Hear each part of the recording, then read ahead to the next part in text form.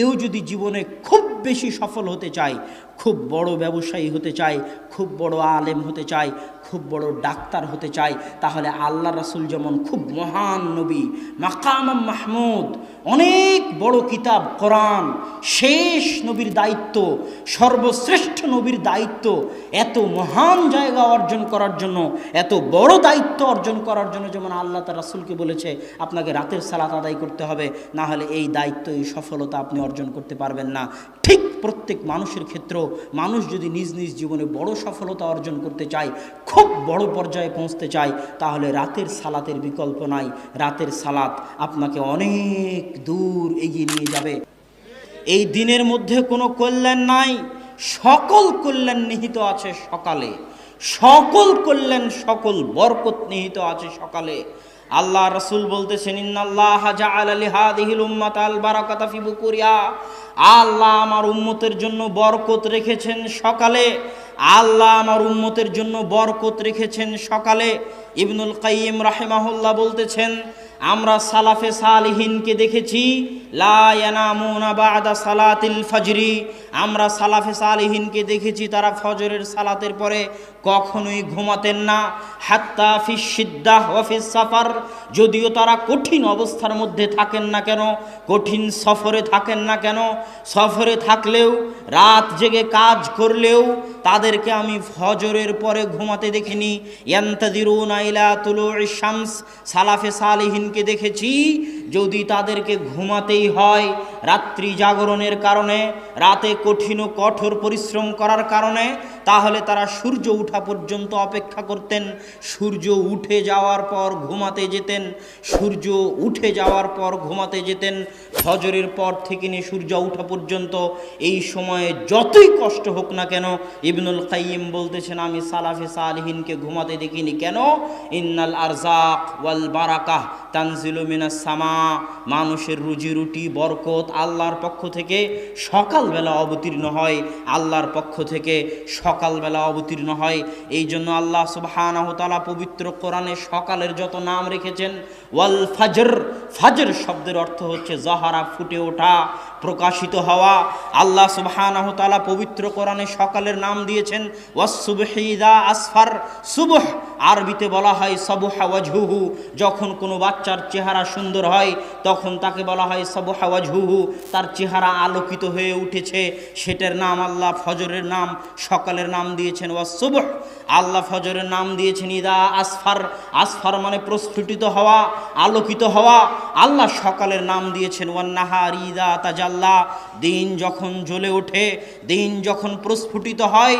আল্লাহ সুবহানাহু ওয়া তাআলা সকালের জন্য পবিত্র কোরআনে যত শব্দ ব্যবহার করেছেন সব শব্দ আলোকিত হওয়া, প্রস্ফুটিত হওয়া, জ্বলে ওঠা, প্রজ্বলিত হওয়ার সাথে সম্পৃক্ত। ঠিক একইভাবে আল্লাহ সুবহানাহু ওয়া তাআলা এই পৃথিবীকে পরিচালনা করেন। সুন্নাতুল্লাহি ফি তাদবিরিল আরজ, পৃথিবী পরিচালনায় আল্লাহর মূলনীতি, পৃথিবী পরিচালনায় আল্লাহর মূলনীতি যদি কেউ জানতে চায়, মানুষের এই 50-60 বছরের জীবনে পৃথিবী পরিচালনায় আল্লাহর মূলনীতি জানা সম্ভব নয়। কেউ যদি পৃথিবী পরিচালনায় আল্লাহর মূলনীতি জানতে চায়, তাকে 500, 600, 700 বছর, 1000, 1500 বছরের ইতিহাস পড়ে দেখতে হবে আল্লাহ কিভাবে পৃথিবী পরিচালনা করেন। তবে ফজরের ক্ষেত্রে, সকালের ক্ষেত্রে পৃথিবী পরিচালনায় আল্লাহর মূলনীতি হচ্ছে আল্লাহ সকল সৃষ্টিজীবকে এইভাবে সাজিয়েছেন। সকালবেলা ফুল ফোটে, সকালবেলা সূর্য ওঠার আগে পাখিরা জেগে ওঠে, সকালবেলা সূর্য ওঠে। আল্লাহ পৃথিবী এইভাবে সাজিয়েছেন। আল্লাহ যখন ফেরেশতাদের দায়িত্ব বন্টন করে দিয়েছেন, তখন ফেরেশতাদের দায়িত্ব বন্টনের যে পালাবদল হয় সেটাও ফজরের সময় হয়। এটা হচ্ছে পৃথিবী পরিচালনায় আল্লাহর মূলনীতি। পৃথিবী পরিচালনায় আল্লাহর মূলনীতি সামনে রাখলে এবং ফজরের জন্য আল্লাহ কোরআনে যত শব্দ ব্যবহার করেছেন সেগুলোকে সামনে রাখলে এ কথা স্পষ্ট, কেউ যদি তার জীবনকে আলোকিত করতে চায়, কেউ যদি তার জীবনকে প্রস্ফুটিত করতে যায়, কেউ যদি তার জীবনকে সফল করতে চায়, সে কৃষক হোক, ডাক্তার হোক, ইঞ্জিনিয়ার হোক, ছাত্র হোক, ব্যবসায়ী হোক, তাকে সকালকে কাজে লাগাতে হবে। সকালের কল্যাণ থেকে বঞ্চিত হয়ে জীবনে সফল হওয়ার স্বপ্ন দেখা আকাশ কুসুম কল্পনার শামিল। সম্মানিত উপস্থিতি, সকালে এত বরকত, সকালে এত বরকত, সকালে এত বরকত যে কেউ যদি চাক্ষুষ সকালের বরকত দেখতে চায় তাহলে তাকে হেফজখানায় যেতে হবে, কোরআন হেফজ করতে হবে। আমিও হেফজখানার ছাত্র, ছোট ছোট ছাত্রের সাথে আমি কোরআন হেফজ করেছি। সব হেফজখানায় ফজরের আগে বাচ্চাদের উঠিয়ে দেওয়া হয়, কেননা ওয়াল্লাহে আল্লাহর কসম, ওয়াল্লাহে আল্লাহর কসম, ওয়াল্লাহে আল্লাহর কসম, ফজরের সময় যত কোরআন মুখস্থ হয় সারা দিনের আর কোনো সময়ে অত কোরআন মুখস্থ হয় না।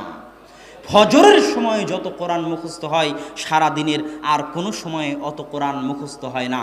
আজকে হতভাগা মুসলিম জাতির জন্য আল্লাহ ফজরের সালাত দিয়েছে। ফজরের সালাতের পরে সে কোরআন তেলাওয়াত করবে, কোরআন তেলাওয়াত দিয়ে দিন শুরু করবে। এর চেয়ে কল্যাণকর, এর চেয়ে সুন্দর দিন, এর চেয়ে ভালো দিন, এর চেয়ে উত্তম দিন পৃথিবীতে আর কোনো কিছু হতে পারে না। যেই দিন আল্লাহর বাণী দিয়ে শুরু হয় না ওই দিনের কোনো মূল্য নাই, কেননা আল্লাহ সকল বরকত আসে আল্লাহর পক্ষ থেকে। আর কোরআন হচ্ছে আল্লাহর বাণী, যেখানে কোরআন পড়া হবে ওখানে বরকত হবে, যে কোরআন পড়বে তার জীবনে বরকত হবে। অতএব সুন্দর দিন কেউ যদি টাইম ম্যানেজমেন্ট করতে চায়, সময়ে বরকত পেতে চায়, তাকে ফজরের সালাত আদায় করতে হবে। ফজরের সালাতের পর ঘুমানো যাবে না, কোরআন পড়ার মাধ্যমে দিন শুরু করতে হবে। আপনি দোকানদার হন, ব্যবসায়ী হন, কৃষক হন, শ্রমিক হন, ইঞ্জিনিয়ার হন, ডাক্তার হন, আপনার জীবন বরকত দিয়ে ভরে যাবে। কথা আমার নয়, আল্লাহ রাসূলের। সাহাবী সাখর আল গামিদি বলতেছে, আমি হাদিস শোনার পর, আল্লাহ রাসূলের এই হাদিস শোনার পর যে সকালে বরকত রয়েছে, আমার ব্যবসায়িক কার্যক্রম আমি সকালে শুরু করতাম ফজরের সালাতের পর কোরআন তেলাওয়াত করার মাধ্যমে। না ঘুমিয়ে আমি আমার ব্যবসায়িক কার্যক্রম শুরু করতাম। অল্প দিনের মধ্যে আমি দেখি আমার ব্যবসায় উত্তরোত্তর উন্নতি আর উন্নতি, উন্নতি আর উন্নতি। আমার ব্যবসায় আমি কোনো লস এবং লোকসান খুঁজে পাইনি। আর এখনকার যুগে ইহুদি খ্রিস্টানদের উদাহরণ না দিলে মুসলমানদের মন শান্ত হয় না। এই জন্যই তো মুসলমানেরা কোরআন পড়ার পরও বিজ্ঞানের সাথে মিলাতে চায়। আর আমি কোরআনকে বিজ্ঞানের সাথে মিলানোর খুব বিরোধী। ওই যে যখন আবু বকর রাদিয়াল্লাহু তাআলা আনহু মেরাজে বিশ্বাস করেছিল, তখন আবু বকর কি মেরাজকে বিজ্ঞানের সাথে মিলিয়েছিলেন? কথা বলেন, বিজ্ঞানের সাথে মিলিয়েছিলেন? আবু বকর বলেছিলেন, যদি মুহাম্মদ বলে থাকে মেরাজে গেছেন সাল্লাল্লাহু আলাইহি ওয়াসাল্লাম, সামি'না ওয়া আমান্না, আমি আবু বকর সাথে সাথে ঈমান আনলাম, কেননা মুহাম্মদ মিথ্যা বলতে পারে না। এর নাম কোরআন এবং হাদিস। কোরআন এবং হাদিসে যা আছে সেটাই সত্য। বিজ্ঞান মিথ্যা হয়ে যেতে পারে। কোরআন এবং হাদিসের যদি আজ বিজ্ঞান বিরোধিতা করে তাহলে সেটা মিথ্যা। 10 দিন 15 দিন পরে হয়তো বিজ্ঞান কোরআন এবং হাদিসের পক্ষেই কথা বলবে। তবুও যেহেতু মানুষের মন টানে না, সেহেতু আমি বলতেছি, একজন খ্রিস্টান লেখক একটা বই লিখেছে, মিরাকেল মর্নিং, সকালের জাদু। তিনি বলতেছে, মানুষ যদি দুনিয়াতে জাদু দেখতে চায়, বাজার ঘাটে জাদু দেখে মানুষ বাস্তব কোনোদিন জাদু দেখতে পাবে না। কিন্তু মানুষ যদি বাস্তবে জাদু দেখতে চায় তাহলে তাকে সকালকে কাজে লাগাতে হবে। পৃথিবীতে বাস্তব জাদু সকালে আছে, পৃথিবীতে বাস্তব জাদু সকালে আছে, পৃথিবীতে বাস্তব জাদু সকালে আছে। ফজরের পর কোরআন তেলাওয়াত দিয়ে কাজ শুরু করলে সকাল 10টার মধ্যে কাজ শেষ হয়ে যাবে। কাজ আর বাকি থাকবে না, করার মতো কোনো কাজ খুঁজে পাবেন না। এর নাম সকালের বরকত। তিনি ওই বইয়ের মধ্যে লিখেছেন, পৃথিবীতে বর্তমান যত ব্যবসায়ী আছে যারা বড় ধরনের ব্যবসা করে, বিল গেটস হোক আর মুকেশ আম্বানি হোক আর ফেসবুকের প্রতিষ্ঠাতা হোক, আপনারা গুগলে গিয়ে তাদের নাম লিখে সার্চ দিবেন যে কখন তারা ঘুম থেকে উঠে। আপনি আশ্চর্য হলেও দেখবেন, আপনারা মুসলমান হয়ে, আমি আপনি মুসলমান হয়ে ফজরের পরে আলিশান ঘুম দেই। আমি আপনি মুসলমান হয়ে ফজরের জামাত কাজা করে সৌদি আরবের মাটিতে পর্যন্ত সকাল 10টার আগে সকাল শুরু হয় না। মুসলমান হওয়ার পরেও সবাই ঘুমিয়ে থাকে, 90% মুসলমান ঘুমিয়ে থাকে। অথচ এই খ্রিস্টানদের নাম আপনি গুগলে সার্চ দিয়ে দেখিয়েন, তাদের সকাল কখন শুরু হয়। মুসলমানদের যখন ফজরের সালাতের সময়, তখন তাদের সকাল শুরু হয়। কেননা তারা জানে সকল সফলতার চাবিকাঠি, সকল সফলতার মৌলিক উৎস হচ্ছে সকাল, সকল সফলতার চাবিকাঠি হচ্ছে ফজর, সকল সফলতার চাবিকাঠি হচ্ছে ফজর। এই জন্য আল্লাহ বলেছেন, ফাইদা কুজিয়াতিস সালাত ফান্তাশিরু ফিল আরজ, দুনিয়ার মানুষ যখন ফজরের সালাত শেষ হয়ে যায়, তোমরা আল্লাহর জমিনে ছড়িয়ে পড়ো। আবতাগু মিন ফাজলিল্লাহ, আল্লাহর জমিনে ছড়িয়ে পড়ে আল্লাহর দয়া, আল্লাহর রহমত, আল্লাহর রিজিক অনুসন্ধান করো। কেননা ফজরের পরে আল্লাহ সুবহানাহু তাআলার রিজিক, আল্লাহ সুবহানাহু তাআলার দয়া পৃথিবীতে অবতীর্ণ হয়। অতএব সময়কে যদি কেউ কাজে লাগাতে চায় তাহলে তাকে 5 ওয়াক্ত সালাত, বিশেষ করে ফজরের সালাত আদায় করতে হবে। যে 5 ওয়াক্ত সালাত নিয়মিত আদায় করে না, তার জীবনটা হচ্ছে অনিয়ন্ত্রিত, তার জীবনের কোনো রুটিন থাকে না। আর যদি 5 ওয়াক্ত সালাত আদায় করেন, আপনার জীবন, আপনার দিন একটা ট্রাক, একটা লাইনের উপর থাকবে। ফজরের সালাত দিয়ে দিন শুরু হবে, ফজর থেকে জোহর বিশাল সময়, এই সময়ের মধ্যে অনেক কিছু করতে পারবেন। জোহর থেকে আসর পর্যন্ত বিশ্রাম নেবেন, এইভাবেই আল্লাহ সালাতগুলো সাজিয়ে দিয়েছে। আসর থেকে আবার নতুনভাবে কাজ করার উদ্যম তৈরি হবে। আসর থেকে মাগরিব পর্যন্ত কাজ করবেন, মাগরিব থেকে এশা পর্যন্ত কাজ করবেন, এশার পরে এশার সালাত দিয়ে দিন শেষ করবেন, তারপরে ঘুমাতে যাবেন। এই যে আমি যদি শুধু সালাত ঠিক মতো আদায় করি, আমার সারা দিন নিয়ন্ত্রণ হয়ে যাবে। টাইম ম্যানেজমেন্টের জন্য সালাতের চাইতে বড় মাধ্যম পৃথিবীতে আর নাই। যারা জীবনে সফল হতে চায় তারা সালাত আদায়ের মাধ্যমে নিজেদের সময়কে কাজে লাগাক, তারা সফল হবেই হবে ইনশাআল্লাহ। সম্মানিত উপস্থিতি, সময়ে বরকত কিভাবে হবে? আজকে সময়ে বরকত নাই, এটা কি বুঝতে পারেন? এখনকার যুগে সময়ে বরকত নাই, এটা কি বুঝতে পারেন? সময়, মাস, দিন দ্রুত পার হয়ে যাচ্ছে, কারো সময়ে বরকত নাই। একদিন, এক সপ্তাহ, এক বছর কোনো কাজ ছাড়াই আপনি একটু ভাবেন তো, গত এক বছর আপনি কি কাজ করেছেন যা দেশ জাতি এবং ইসলামের উপকার দিবে? গতকাল আপনি সারাদিন কি এমন কাজ করেছেন যা দেশ জাতি এবং ইসলামের, আপনার নিজের জন্য মৃত্যুর পর উপকার দিবে? কোনো কাজ খুঁজে পাবেন না। এইভাবেই দিন পার হয়ে যাচ্ছে সবার, সব মানুষের। এই জন্য আল্লাহ বলেছে, ওয়াল আসর ইন্নাল ইনসানা লাফি খুসর। সব মানুষ সময় নষ্ট করে, সব মানুষ ধ্বংসের মধ্যে, ক্ষতির মধ্যে নিমজ্জিত। সময়ের বরকত উঠে গেছে। অথচ আমাদের সালাফে সালেহিন, তাদের জীবনে সময়ের কত বরকত ছিল, কত বরকত ছিল, বেহিসাব বরকত ছিল তাদের জীবনে। স্বয়ং আল্লাহ রাসূল মাত্র 23 বছরের জীবনে সারা পৃথিবীতে বিপ্লব তৈরি করেছেন, আর আমরা 30-40 বছরও কিছু করতে পারি না। ইমাম নববী রাহিমাহুল্লাহ মাত্র 37-38 বছর বয়সে মারা গেছে, অথচ তার এমন কোনো বই নাই যে বই মুসলমানদের ঘরে স্থান পায়নি। অল্প বয়সে মারা গেছেন, অথচ এত খিদমত করে গেছেন। আল্লাহ তাদের সময়ে বরকত দিয়েছিল। আমাদের সময় হচ্ছে বরকতহীন সময়। কেউ যদি সময়ে বরকত পেতে চায় তাহলে কয়েকটি কাজ জরুরি।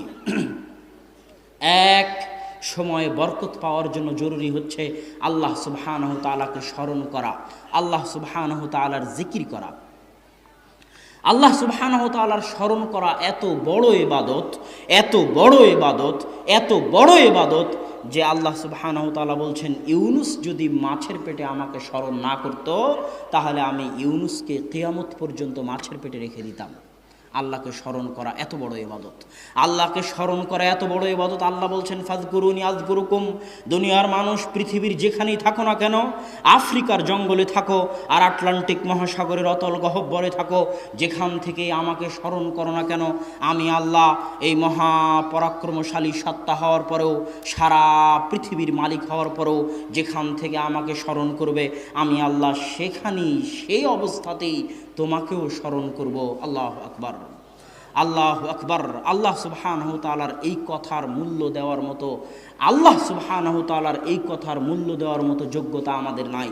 আমরা যদি সময়ে বরকত পেতে চাই, আল্লাহকে স্মরণ করতে হবে।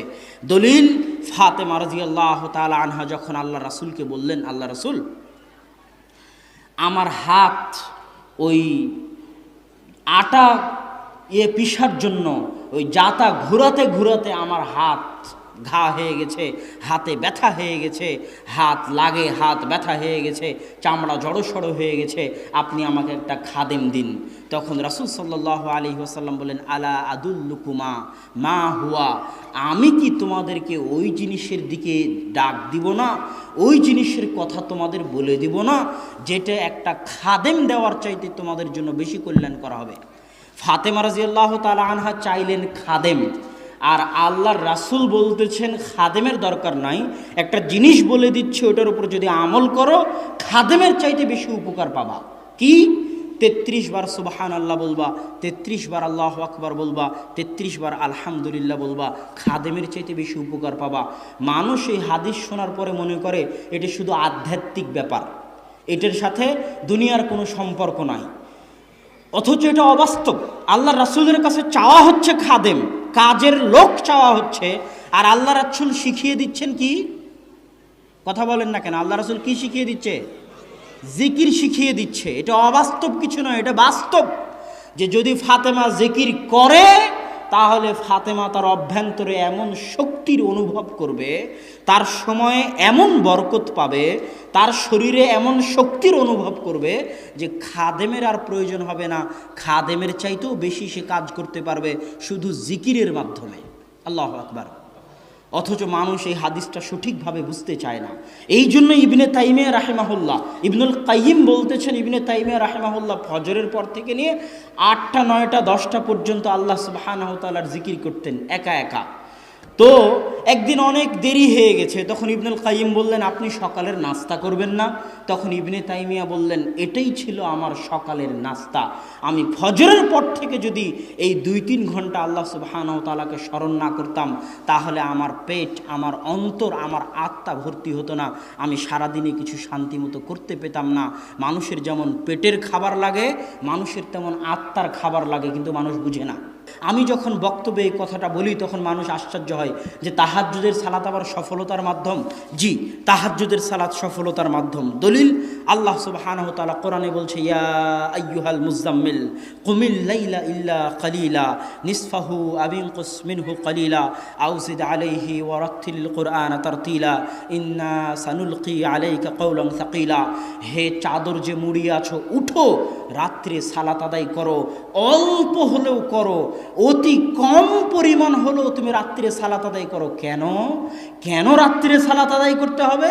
ইন্না সানুলকি আলাইকা কাওলান সাকিলা, আমি অচিরেই তোমার উপর এত কঠিন, এত ভয়াবহ, এত গুরুত্বপূর্ণ দায়িত্ব দিতে যাচ্ছি, যেই কঠিন গুরুত্বপূর্ণ দায়িত্ব তুমি পালন করতে পারবে না যদি না তুমি রাত্রে সালাত আদায় করো। আর এক আয়াতে আল্লাহ সুবহানাহু ওয়া তাআলা বলছে, ওমিনাল লাইলি ফাতাহাজ্জাত বিহি নাফিলাতাল লাক আসা আন ইয়াবআসাকা রাব্বুকা মাকামান মাহমুদা। রাত্রে তাহাজ্জুদের সালাত আদায় করুন, কেননা আপনার প্রতিপালক আপনাকে অনেক উঁচু মর্যাদা দিতে চান, আর ওই উঁচু মর্যাদা পেতে চাইলে রাত্রে সালাত আদায় করতে হবে। এই দুটো আয়াত দিয়ে আমি আপনাকে বলতে চাচ্ছি, কেউ যদি জীবনে খুব বেশি সফল হতে চায়, খুব বড় ব্যবসায়ী হতে চায়, খুব বড় আলেম হতে চায়, খুব বড় ডাক্তার হতে চায়, তাহলে আল্লাহ রাসূল যেমন খুব মহান নবী, মাকাম মাহমুদ, অনেক বড় কিতাব কোরআন, শেষ নবীর দায়িত্ব, সর্বশ্রেষ্ঠ নবীর দায়িত্ব, এত মহান জায়গা অর্জন করার জন্য, এত বড় দায়িত্ব অর্জন করার জন্য যেমন আল্লাহ তার রাসূলকে বলেছে আপনাকে রাতের সালাত আদায় করতে হবে, না হলে এই দায়িত্ব, এই সফলতা আপনি অর্জন করতে পারবেন না। ঠিক প্রত্যেক মানুষের ক্ষেত্রেও মানুষ যদি নিজ নিজ জীবনে বড় সফলতা অর্জন করতে চায়, খুব বড় পর্যায়ে পৌঁছতে চায়, তাহলে রাতের সালাতের বিকল্প নাই। রাতের সালাত আপনাকে অনেক দূর এগিয়ে নিয়ে যাবে, আপনার ব্যক্তিগত, আপনার পারিবারিক, সামাজিক, রাষ্ট্রীয় সকল ক্ষেত্রে রাতের সালাত আপনাকে মহান সফলতা দিবে, এত কোনো সন্দেহ নাই। অতএব রাতের সালাত আদায় করতে হবে। আল্লাহ সুবহানাহু ওয়া তাআলা আমাদেরকে রাতের সালাত আদায়ের তৌফিক দান করুক, আল্লাহুম্মা আমিন। সম্মানিত উপস্থিতি, রাতের সালাতের অনেক ফজিলত আছে, যেটা আপনারা আব্বুর বক্তব্যে অনেক সময় শুনতে পাবেন যে রাতের সালাতের আরও কত ফজিলত আছে। আমি শুধু সফলতার সাথে সংশ্লিষ্ট ততটুকু বললাম। বক্তব্যের শেষে চলে এসেছি। সফলতাকে ধরে রাখার জন্য 2 থেকে 3টে জিনিস খুব জরুরি। সফল, আপনি সময় কাজে লাগালেন, সময়ে বরকত হলো, রাতে সালাত আদায় করলেন, সফল হচ্ছেন, কিন্তু এই সফলতাকে ধরে রাখতে হলে কয়েকটা জিনিস লাগবে। 1 দোয়া, 2 সবর, 3 বদ নজর, মানুষের হিংসা থেকে হেফাজত। আমি শেষটা দিয়ে শুরু করি। এই যে আব্বু বক্তব্যের আগে বলল, আমরা বাসায় অনেক সময় আলোচনা করি, আব্বুকে এভাবে বলতে নিষেধ করি, কেননা এমনিতেই আমাদের উপর মানুষের বদনজর এবং হিংসার অভাব নাই। তারপরেও যখন আব্বু এভাবে বলে, তখন কতজনের অন্তরে যে কত কি হয়, কতজনের অন্তর থেকে যে বদনজর এবং হিংসা বের হয়, তা আল্লাহ সুবহানাহু ওয়া তাআলা জানে। আর আল্লাহর রাসূল বলেছে, তাকদীরকে যদি কোনো কিছু পরাজিত করতে পারত, তাহলে মানুষের বদনজর পরাজিত করতে পারত। বদনজর অনেক ভয়াবহ জিনিস, বদনজর অনেক ভয়াবহ জিনিস। জীবিত মানুষকে কবরে ফেলে দিতে পারে বদনজর, আল্লাহর রাসূল বলেছেন। জীবিত মানুষকে মৃত বানিয়ে দিতে পারে বদনজর, আল্লাহর রাসূল বলেছেন। বদনজর অনেক ভয়াবহ জিনিস। আপনি যখনই সফল হবেন, তখনই মানুষের হিংসা, মানুষের বদনজরের শিকার হবেন। ইমাম বুখারী বলছে, যখন তুমি আলেম হয়ে যাবে, তখন তুমি অন্য আলেমের হিংসার শিকার হবে। ইমাম বুখারীর কথা, যখন তুমি আলেম হয়ে যাবে তখন অন্য আলেমের হিংসার শিকার হবে। হিংসা এবং বদনজর ভয়াবহ জিনিস, এটা থেকে বাঁচার চেষ্টা করতে হবে। সকাল এবং সন্ধ্যার দোয়াগুলো মুখস্থ করে নাস ফালাক ইখলাস পড়ার মাধ্যমে, নিজেকে ফু দেওয়ার মাধ্যমে, বিসমিল্লাহি লা ইয়াযুররু মা ইসমিহি শাইউন ফিল আরদি ওয়ালা ফিস সামা ওয়া হুয়াস সামিউল বাসীর, এটা 3 বার পড়ার মাধ্যমে, আউযু বিকালিমাতিল্লাহি তাম্মাহ মিন কুল্লি শাইতানিন ওয়া হাম্মাহ ওয়া মিন কুল্লি আইনিন লাম্মাহ, এই দোয়া পড়ার মাধ্যমে, এগুলোর মাধ্যমে নিজেকে বদনজর থেকে হেফাজত করার চেষ্টা করতে হবে। ছোট ছোট বাচ্চাকে ফু দিতে হবে এই দোয়াগুলো পড়ে, যেন তারা মানুষের বদনজর থেকে হেফাজতে থাকে। আপনি নিজেও যদি প্রশংসা করেন আপনার ছেলের, আপনি নিজেও যদি প্রশংসা করেন আপনার বউয়ের, তাহলে মাশাআল্লাহ বলবেন, বারাকাল্লাহ বলবেন। সৌদি আরবে যদি কোনো সৌদি ছেলের প্রশংসা করেন আর যদি বারাকাল্লাহ মাশাআল্লাহ না বলেন, তাহলে আপনার হাত পা ধরে মাশাআল্লাহ বারাকাল্লাহ বলিয়ে নিবে। কেননা শুধু প্রশংসা বদনজর হতে পারে, দোয়াবিহীন প্রশংসা বদনজর হতে পারে, দোয়াবিহীন প্রশংসা বদনজর হতে পারে। এই জন্য যেই আপনার প্রশংসা করুক না কেন, তার মুখ থেকে দোয়া বের করিয়ে নেবেন, যে বারাকাল্লাহ বলে যাও, মাশাআল্লাহ বলে যাও, লা হাওলা ওয়ালা কুওয়াতা ইল্লা বিল্লাহ বলে যাও। যেই প্রশংসা করবে তার মুখ থেকে দোয়া বের করে নিতে হবে। আর আপনি নিজেও যখন প্রশংসা করবেন তখনও দোয়া করতে হবে, কেননা দোয়া ছাড়া প্রশংসা বদনজর। আল্লাহ যে কোনো সফলতা ধ্বংস হয়ে যেতে পারে বদনজর দিয়ে। আল্লাহ সুবহানাহু ওয়া তাআলা আমাদেরকে মানুষের বদনজর এবং হিংসা থেকে হেফাজতে রাখার তৌফিক দান করুক। আল্লাহুম্মা আমিন।